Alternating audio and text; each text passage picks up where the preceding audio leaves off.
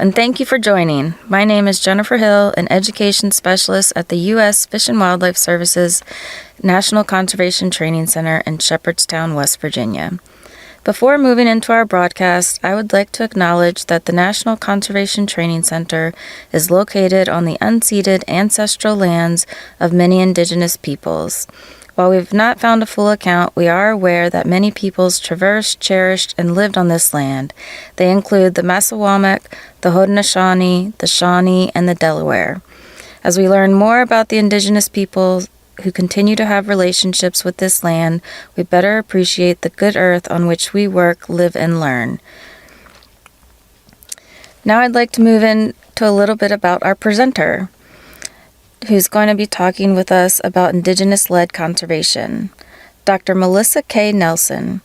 Dr. Melissa K. Nelson is an Indigenous ecologist whose research focuses on Indigenous knowledge, or Traditional Ecological Knowledge, TEK, to restore biological and cultural diversity and planetary health. She works in higher education and the nonprofit and philanthropic sectors to elevate Indigenous sciences, sustainable food systems, and protect biocultural heritage through conservation and land stewardship. She is an award-winning scholar, activist, media maker, passionate about regenerating ecological processes while respecting Indigenous rights. Her work is based in California and the Southwest, but her research networks extend across the globe in Canada, the Arctic, Pacific, and South America. She is an enrolled member of the Turtle Mountain Band of Chippewa Indians. We hope you enjoy this upcoming broadcast with Dr. Melissa K. Nelson as she discusses Indigenous-led conservation. Excellent. Bonjour. Good to meet you all. And thank you, Jen, for this invitation and opportunity to share about the work. I am calling in today from the Salt River Valley of the Salt River Pima Maricopa Indian community in Arizona, in Phoenix, Arizona. I am a professor of Indigenous sustainability at Arizona State University. And as mentioned, a proud citizen of the Turtle Mountain Band of Chippewa Indians. I identify as mixed heritage from a Norwegian farmer from North Dakota and come from a long line of farmers and land stewards. So I'm happy to be here today and share with you a bit about the growing movement for Indigenous-led conservation, restoration, and revitalization. And I will share my screen. Today, in my short talk, I'll share about some of the exciting work happening theoretically and pragmatically on the ground for models and opportunities for regenerative care of lands and waters led by and with Indigenous communities, primarily in North America, and even more specifically, a case study in California and the Southwest. I'd like to quote one of my great leaders, Anishinaabe leader, author, award-winning activist, Winona LaDuke from the White Earth Land Recovery Project, White Earth Band of Chippewa Indians. And for Indigenous peoples, the only compensation for land is land. And due to treaties and different negotiations, Native American sovereign nations are working to restore and conserve their lands for tribal sovereignty and for biodiversity, health, and well-being. Cultural keystone species include plants and animals are inseparable from their use in culture by Indigenous peoples. So one of the most important lessons to remember about Indigenous conservation is that we do not make an artificial split between nature and culture. For us, they are intimately entwined, and to protect species means to protect the health of our communities. Globally, around the world, Indigenous stewardship of biodiversity is very significant. Even though Indigenous peoples constitute only 5% of the world's population, and they account for nearly 15% of the world's poor, they care for an estimated 22% of the Earth's surface. Even though they don't have legal ownership of those lands, they still often care for the biodiversity in places that are often owned by parks, protected areas, even private land stewardship. And so they protect nearly 80% of the remaining biodiversity on the earth today. That's primarily in the equatorial zones, but also in many different biodiversity hotspots found around the world. What's important about Indigenous conservation is that they are rooted in distinct Indigenous knowledge systems, often called Traditional Ecological Knowledge, and rooted within tribal lands and unique histories. So the distinct languages and worldviews are key to conservation goals. They are focused not only on protecting the biological diversity of ecosystems, but the cultural diversity, what scholars and leaders now are calling biocultural diversity, because they are so entwined. Land and water stewardship and management, what we often call natural resource management or cultural resource management, is not only a job to do, but it's tied again to our distinct Indigenous knowledge and our TEK, that we, for me as Anishinaabe, have a cultural responsibility to care for the fresh waters. Or here in the Sonoran Desert, the most biodiverse desert in the world, the Akimel Atum, Tohono Atum, Yaqui peoples feel they have a cultural responsibility to care for the saguaro cactus, all the different cactus species, the rabbits, the birds, all the different animals of their traditional territory. So Indigenous conservation is deeply tied to protecting landscapes and resources, and also restoring them if they have been, which most have been, disturbed by pollution, fragmentation, many different impacts. Indigenous conservation relies heavily on partnerships with federal agencies, partnerships with NGOs, with conservation organizations, with science centers, with independent researchers, with urban centers. So these partnerships need to be rooted in reciprocity, meaning that they are equivalent and that they are mutually beneficial. And then ultimately, Indigenous conservation is to protect and restore territorial sovereignty for the health and well-being of future generations. Again, globally, biodiversity is found in territories often stewarded and cared for, managed by Indigenous peoples.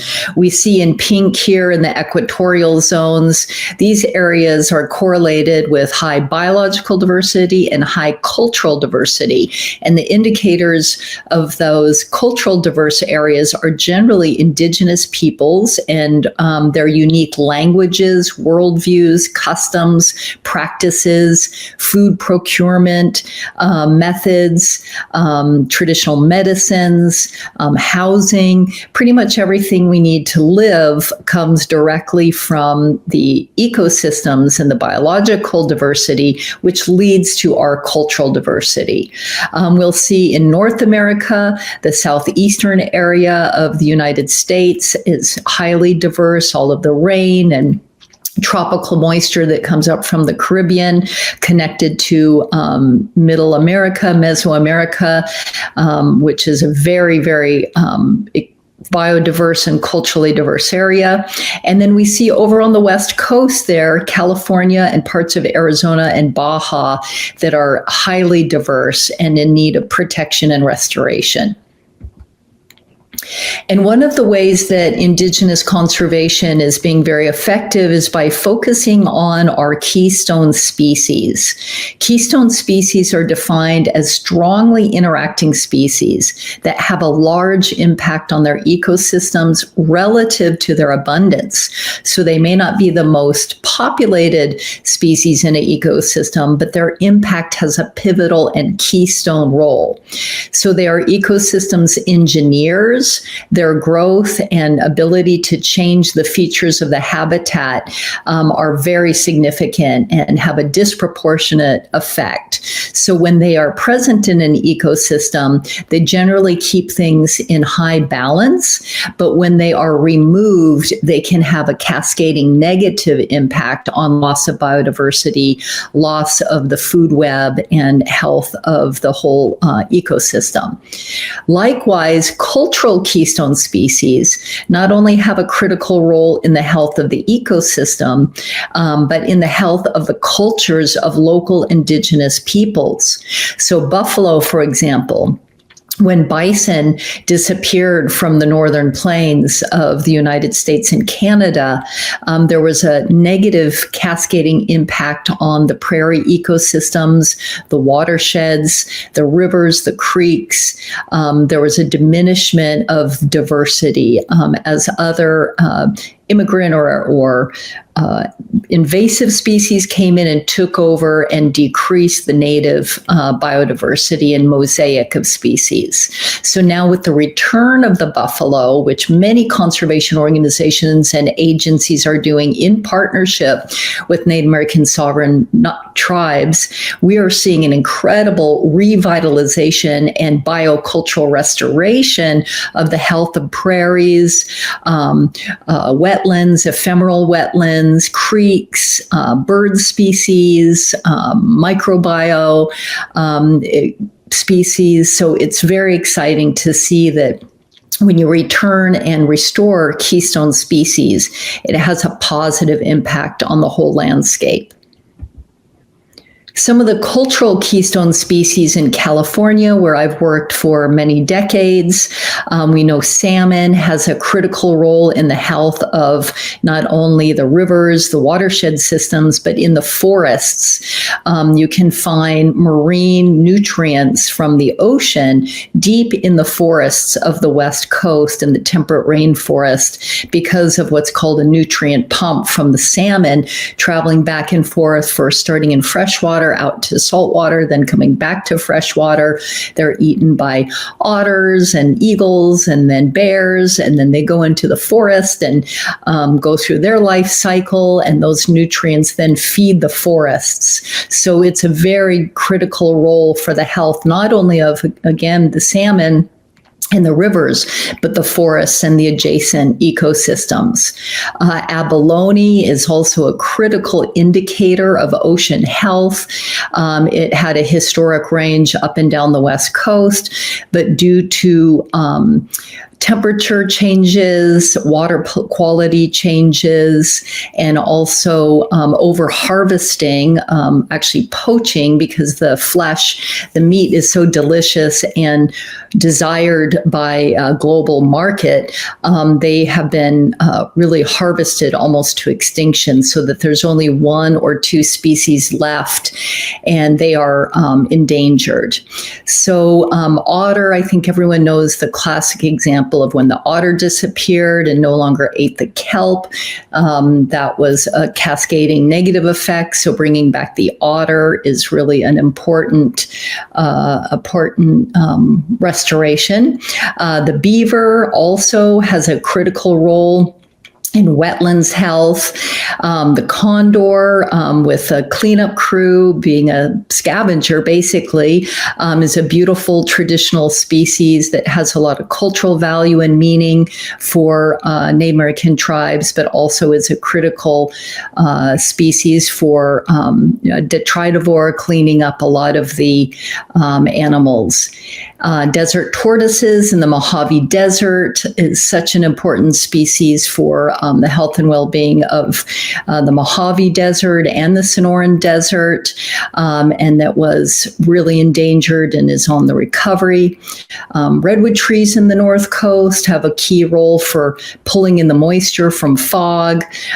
Black oak trees have been feeding indigenous peoples of the United States for thousands of years. The acorns are a staple food So these are some of the key cultural keystone species. They're often embedded within social and ecological systems where they are thought to play critical roles in maintaining the cultural and ecological stability at a local level. And there's been some exciting research being done by scholars, Indigenous and ally scholars in this area.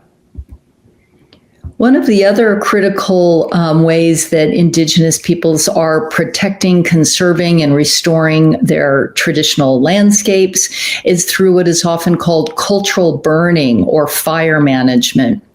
We know that fires are increasing. The plant life, the vegetation is really getting dry, and more fires are igniting, both human-induced and nature-induced.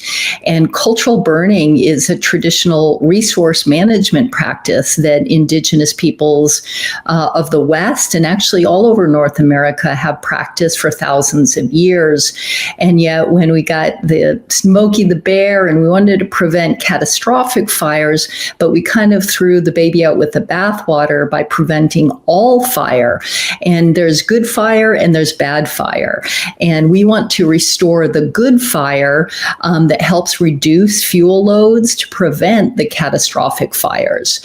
Cultural burning or good fire also replenishes the nutrients to soils. It can prevent diseases from invading, for example, oak groves. It also regenerates seeds that are fire dependent in the soil, such as many pine trees, and it encourages fresh shoots and roots to grow after fire. Again, a cool fire, not an extremely hot, catastrophic wildfire that is so destructive to the soil, to the species, and to humans and property and well-being. And also these fires were used to produce culturally modified plant parts for traditional uses, such as basket weaving or making tools or weapons or instruments. So Native California Indians in particular were just masters at knowing how to burn alder at a certain time of year to get shoots that were used for certain types of baskets, or elderberry that were used for musical instruments, or willow that is the base for many baskets used for cooking and food work. So there's many different positive cultural influences that fire has on plants to morphologically shift the way that they are pliable, weavable, and used as tools. Cultural burning also opens up areas for wildlife corridors, for migrations, for human trails. It helps with exposing big, large meadows and actually keeping a patchy mosaic of ecosystems rather than having succession with, say, a pine forest completely take over an area. You'll have a mix of ecosystems, meadows, coastal prairies, woodlands, forest. So keeping that open area is very important for ecosystem health and having a diversity of habitats. So along with conservation, protecting the biodiversity of key keystone species and their habitats, there's also a great need for restoration because many of our ecosystems have been damaged by many different impacts. And so ecosystem restoration is generally defined as the process of assisting the recovery of an ecosystem that has been degraded, damaged, or destroyed. I love the concept of biocultural restoration. That is the science and practice of restoring not only ecosystems, but human and cultural relationships to place so that cultures are strengthened and revitalized along with the lands to which they are inextricably linked. And that's from the Center for Native Peoples and the Environment, founded by Robin Wall Kimmerer at SUNY Syracuse up in upstate New York. And she also says we can even move towards what is called reciprocal restoration, which is the mutually reinforcing restoration of land and culture, such that the repair of ecosystem services contribute to cultural revitalization, and renewal of culture promotes the restoration of ecological integrity. And I've been fortunate to witness, participate in, and co-create many biocultural and reciprocal restoration projects with Native leaders in California, bringing back salmon, oak trees, grasslands, coastal prairies, riparian areas, and many other ecosystems. Just as a background, there is a growing movement, as I mentioned, that is really a continuation of the traditional ecological knowledge and land stewardship of Indigenous peoples in North America going back millennia. But today there are 574 sovereign Native nations, federally recognized tribes that have a government-to-government relationship with the U.S. government, through American Indian law, through treaties, agreements, and those need to be respected as sovereign nations with their own governance and decision-making processes. There are also probably 200 to 300 estimated unrecognized nations. Those are indigenous groups in the U.S. that, through various historical processes, did not sign a treaty, or the treaty was annulled or terminated. They were maybe involved with the Indian Termination Act, and they were once recognized and no longer recognized, which means they have no tribal trust lands and cannot use many American Indian laws for access and protection of their traditional lands. And so that is why many of these unrecognized nations develop their own Indigenous-led nonprofit organizations as a mechanism for collective management, collective work, and strategic visioning to return land and protect land and biocultural diversity. There's also many different intertribal councils and intertribal groups, such as the Intertribal Bison Coalition or Collaborative, that works with many different tribes, recognized and unrecognized, to restore bison and their habitats in the prairie area. So some of these strategies include these partnerships, as I've mentioned, through either legal, technical arrangements, formal consultations, or through MOUs, memorandums of understanding, memorandums of agreement, with full, free, prior, and informed consent on the part of the tribes to enter into these agreements for attaining mutual goals and objectives. The land trust movement, the private conservation movement in the U.S. has been moving towards not just conservation easements on private lands, but cultural conservation easements as a great tool to protect, for example, a rare medicine plant site on a private ranch, so that they both benefit, the landowner benefits and the tribe benefits by having a cultural conservation easement. There are also new treaties that are starting, such as the Buffalo Treaty led by the Blackfoot Nation in Montana and also in Alberta, Canada, on the other side of the border. And they're working together to bring back the buffalo in their tribal territories. And again, through strategic partnerships with federal agencies, state agencies, conservation groups, and researchers. There's also a growing movement to look at trans-border or trans-boundary conservation, because we know species like the jaguar here in Arizona and Mexico doesn't see the border, and animals will migrate across state and federal lines because it's part of their traditional habitat and territory. I've focused a lot on California conservation because California is one of arguably the most biodiverse areas in the world, and certainly in North America, through the California floristic province. And you'll see this map here with our iconic state flower, the California poppy.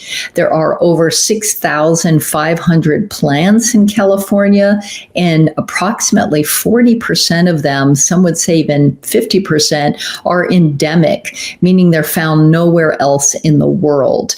So there are serpentine grasslands and unique dune species and coastal prairies and ephemeral wetlands, many, many different types of unique habitats and ecosystems that create very unique, distinct native plant species, which is really the foundation of, the food web that creates diversity for all of those critters that love to eat the plants.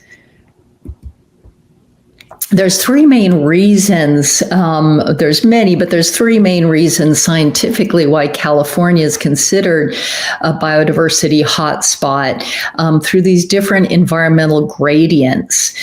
First of all, there's a massive elevation change from the coastline and sea level along that large coastline all the way up to the Sierra Nevada mountains with, peaks of 10,000 feet or higher. So that is a massive elevation change in a short amount of time or space, maybe 100 miles.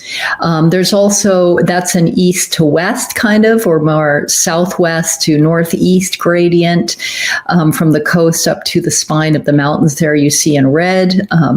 And then there's a massive precipitation gradient where the Pacific Northwest really starts in Mendocino County and Humboldt County, the temperate rainforest, salmonation, if it's often called, where you can see over 100 inches of rain in one year.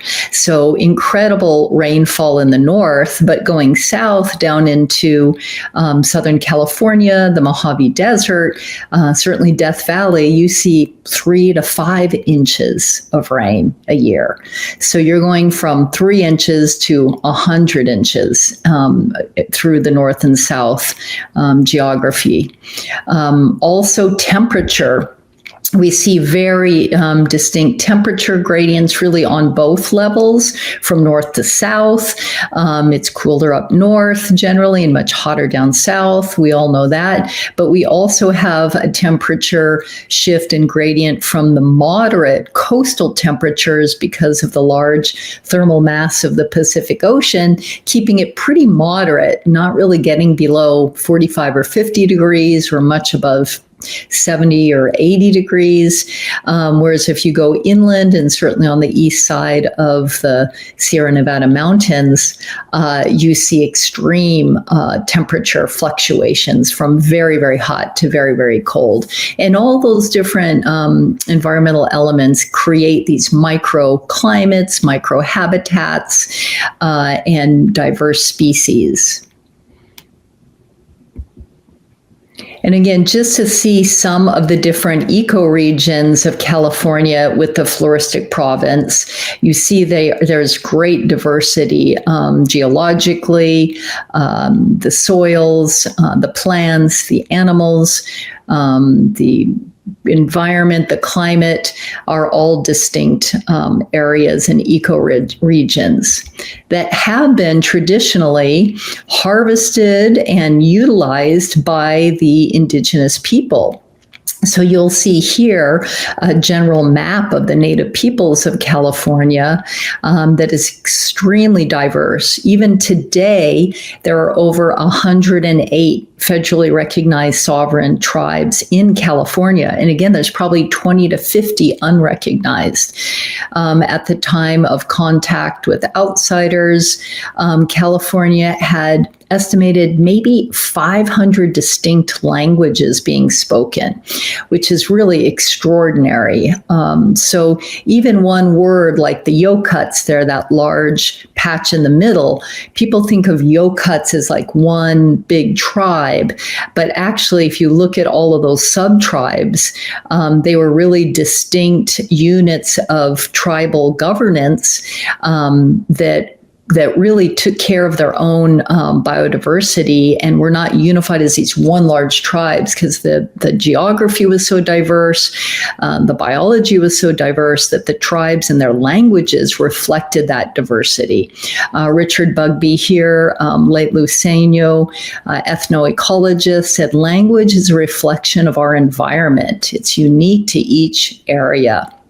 So again, reinforcing that biological diversity gives rise to cultural diversity, and cultural diversity in turn shapes and can enhance the biodiversity. So here's Richard Bugbee harvesting some tule, which is a wonderful freshwater wetland plant, really found throughout North America, even all the Americas. Many different species of Scirpus, Schoenplectus has many different species names. But harvesting tule from freshwater lakes and wetland areas can help with wildlife habitat, creating, again, these diverse little micro habitats for the birds and other animals. And then the tule is a really prized plant because you can make everything from beds to baskets. It was used as just an incredible plant material that is still used today for creating tule boats. People paddle across the Golden Gate in their tule boats, and out at Tomales Bay at Point Reyes National Seashore. And they make beautiful baskets. It's a very soft, pliable material. So plant tending is a very important aspect of Indigenous-led conservation. Some of the other models of Indigenous conservation, as I mentioned, include the Native Land Trust movement, but also Indigenous protected areas. That's a model being used quite a bit in Canada. The land guardianship programs are happening with tribal nations across the U.S. To train young people in traditional ecological knowledge, and again, doing what is often called two-eyed seeing, working with traditional ecological knowledge, but also learning forestry or hydrology or soil science. So really bringing together the best of Western science and the best of Indigenous science. And that can lead to co-management and co-stewardship of many of the resources. And another concept are the biocultural heritage areas that are more used globally by Indigenous peoples, but they're starting to be used here as a method for protecting lands, resources, and peoples together. The Native Land Trust movement is very effective. We're purchasing back ancestral lands for conservation, restoration, cultural heritage, health, and sovereignty. And many different conservation groups are very much involved with assisting with financing and fundraising and supporting, and technical assistance supporting these efforts.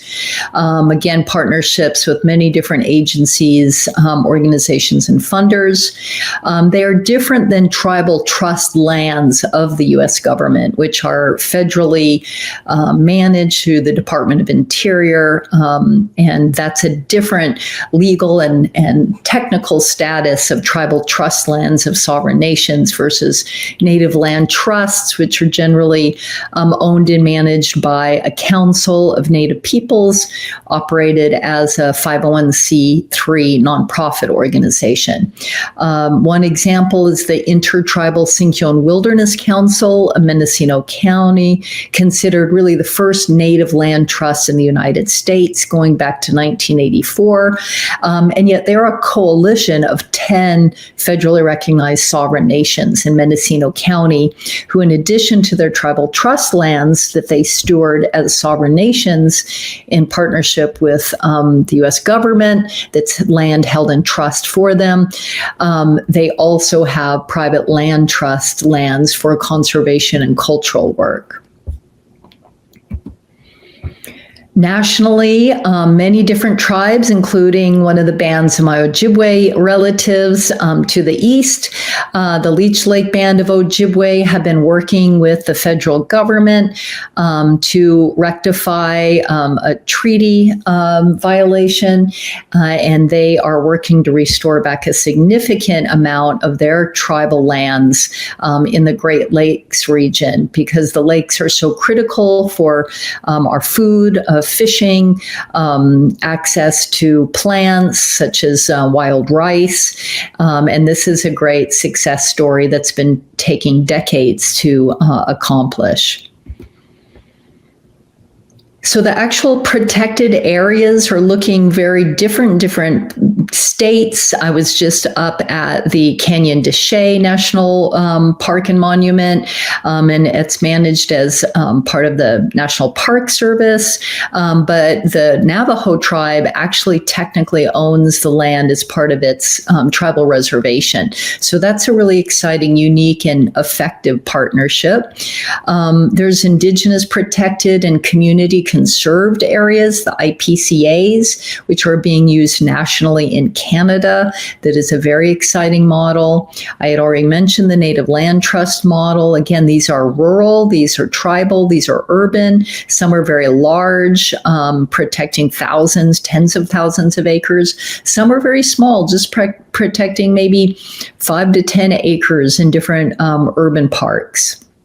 There's the co-management and shared stewardship responsibilities of these conserved lands. And then there's also the growing land back or land rematriation movement, again, led mainly by nonprofit organizations.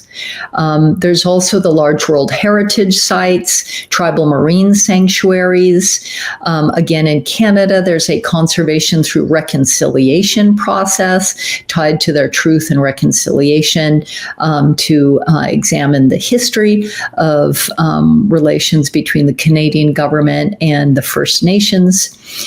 There are also many culture camps that happen often in the summer with youth, again, for that intergenerational expression of traditional ecological knowledge and teaching to a younger generation how to care for lands and waters and the cultural keystone species, whether that's moose and buffalo or tule plant and, cedar trees. It's plants and animals that are cultural keystone species that elders are wanting to teach the youth about. And these often happen in these culture camps on these lands.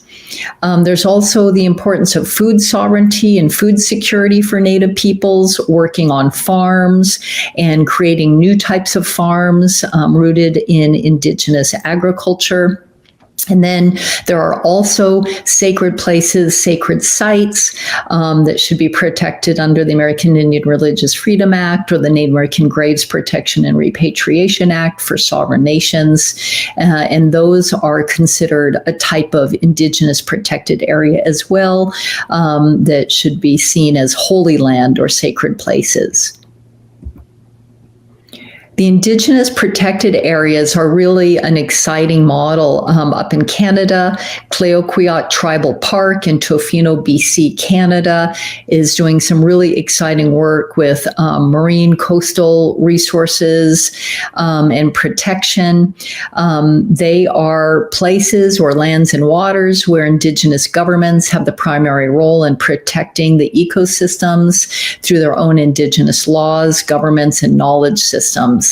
And again, culture and language are at the heart and soul of these Indigenous protected and conserved areas. The Indigenous Land Guardianship in Canada is also a training program led by the Indigenous Leadership Initiative, and I know they're partnering now with many Native American tribes in the U.S. To develop future Indigenous guardians of lands and waters. They kind of serve as the eyes and ears on traditional territories. From a National Park Service perspective, they would be like the park rangers almost, with different roles and responsibilities for stewarding the land.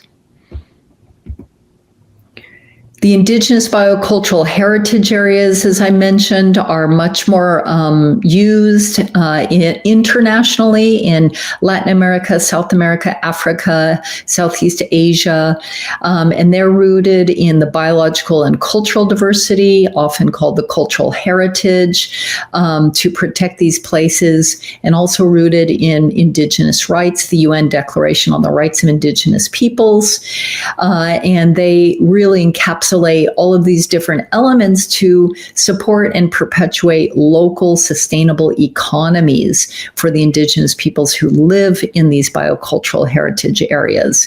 So they're again focused on their customary laws, their traditional knowledge, their biogenetic resources. It's at a larger landscape level, and then their cultural and spiritual values. So this is a very emergent and exciting model globally, and starting to be used by Native American tribes in the U.S. is another way to protect their biocultural diversity.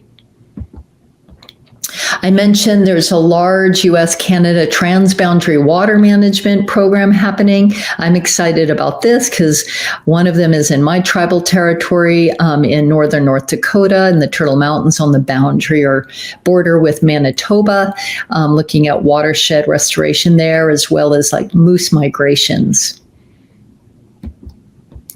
So steps to Indigenous-led conservation and resources, it really begins with, accessing these lands, which is often based on relationships between tribes and agencies or even private land ownership. So really focusing on the relationship aspect, which can open up access, that can open up stewardship and even co-management, and ultimately co-governance, and possibly even sovereignty if those lands can be returned to tribal stewardship and sovereignty.